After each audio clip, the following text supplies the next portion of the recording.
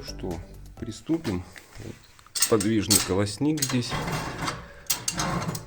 Вот это вот шиберная заслонка. И вот это вот интересная такая биметаллическая пружина, можно сказать, которая открывает и закрывает подачу воздуха под колосник.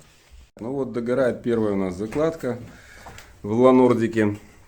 Давайте посмотрим, что она как регулируется. То есть вот сейчас максимальное пламя, тяга здесь более чем достаточная. Значит, мы закроем подачу воздуха под колосник сначала.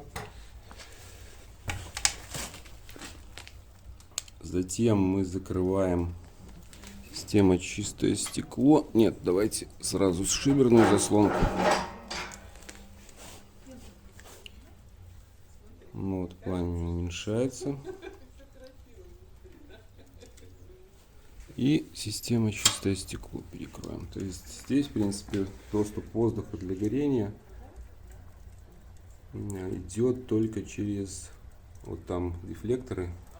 Вот пламя, язычки пламени вырываются на задней стенке. Дожик газов вот стоит вторичный. Вот через них.